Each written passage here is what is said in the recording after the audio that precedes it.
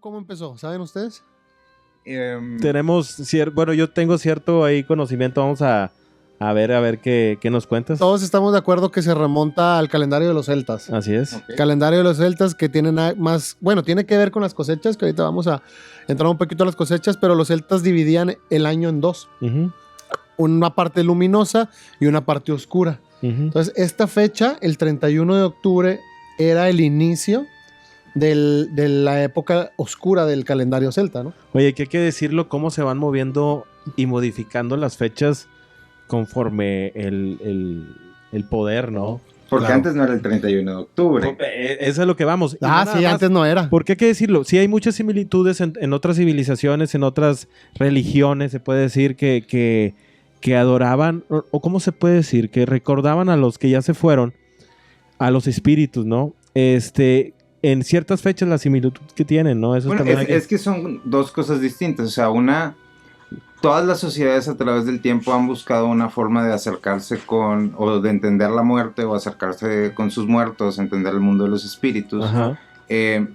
Pero en sí, lo que es el Halloween se remonta específicamente a la de los celtas, que es cómo ellos experimentaban eso, ¿no? Y de ahí fue evolucionando. Transformándose, porque sí tuvo mucha transformación en todo el proceso en lo que conocemos hoy en día. Por una conversión. Exactamente, o sea, es una fiesta pagana. Sí, exactamente. Luego llega el cristianismo, quiere imponer sus ideas, empieza esta cuestión de esto es bueno, esto es malo, entonces esta celebración pagana que pues conforme avanzó el tiempo fue evolucionando, como decías, fue cambiando de manos. Vaya. ¿Y cómo eran lo que decían los celtas? O sea, ¿cómo fue ese proceso de rituales?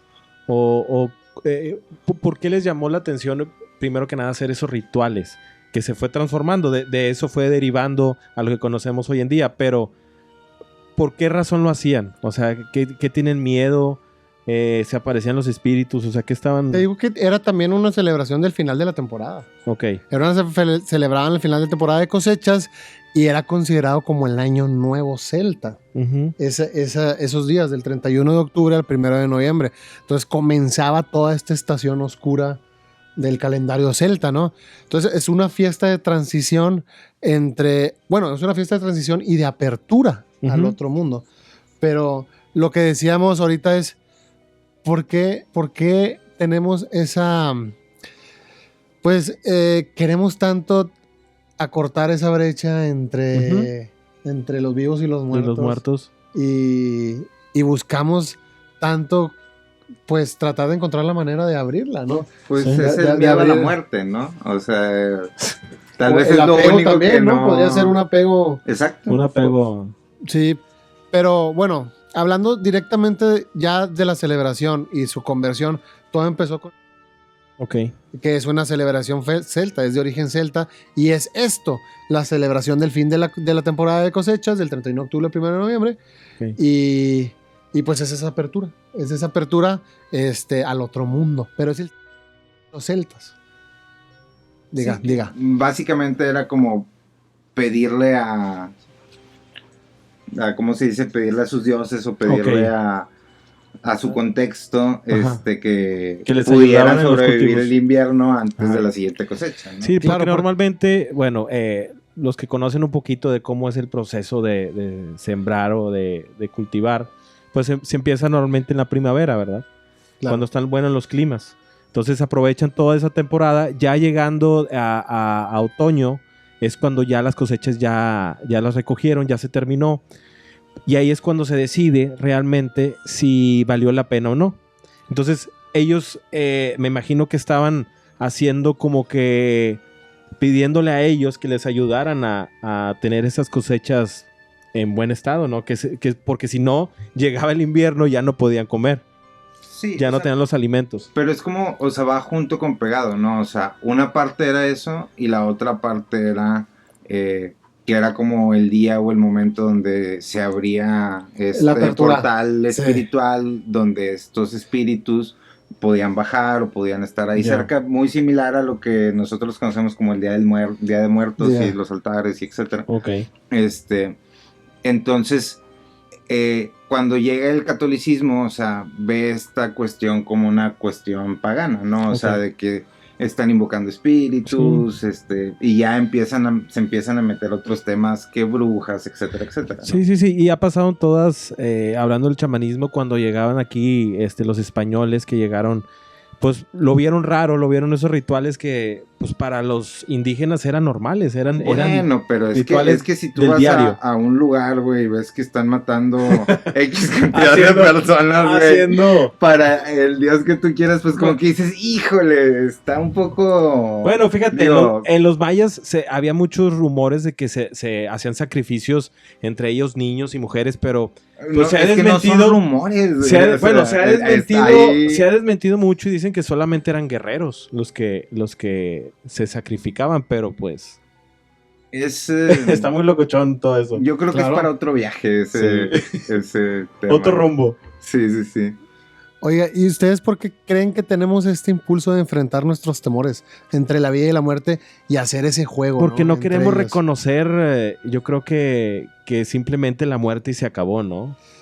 Pues, o sea, vamos otra vez al trascender, ¿no? Bueno, creo que todas las reglas que hay en la humanidad tienen mucho que ver con esa pregunta, ¿no? Porque ya esa pregunta implica un grado de profundización filosófica, teológica, de que por qué estamos aquí, si Dios existe, a dónde van los muertos, etcétera, etcétera, ¿no?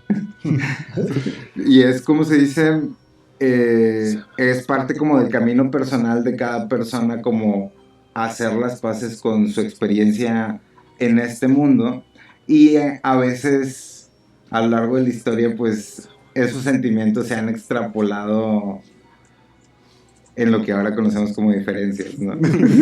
Sí. Oye, bueno, entonces estábamos hablando que si no hay cosecha, en ese momento morían de hambre, pues ¿no? Morían de hambre porque entonces, no había... la muerte siempre estaba acechando. Estaba relacionado con eso, ¿no? Con pero era aterrador para ellos, imagínate. Claro, pues imagínate. Imagínate, era lo único de lo que dependían. De lo que dependían de la cosecha que se... Y venía el invierno, y...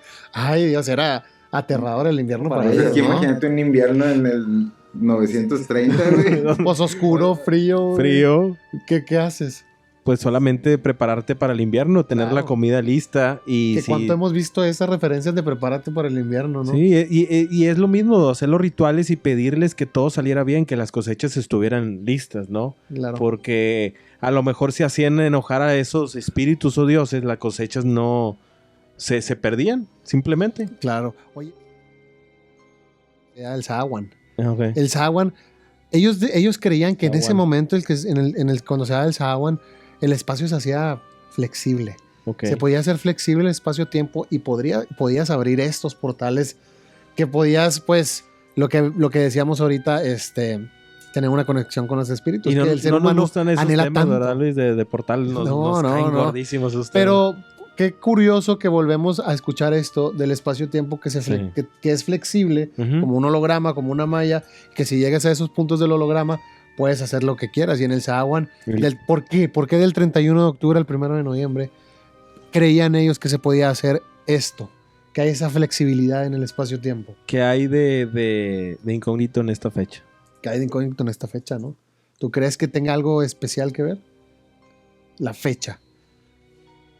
Los ciclos, ¿no? O sea, los ciclos lunares. Bueno, pues es el fin del calendario para ellos. Todo es un ciclo. Inicia el año nuevo, ¿no? Estamos como cerca de invierno. Claro. O sea, estamos a la mitad de invierno, más o menos, aproximadamente. A lo mejor, y no solo de los espíritus, ¿no? También el pasado, también podíamos entrar a otras realidades. A lo mejor podíamos salir y perdernos en el otro mundo, que es lo que tanto hemos anhelado. Hay un velo, ¿no? Ahí entre la vida y la muerte. Siempre.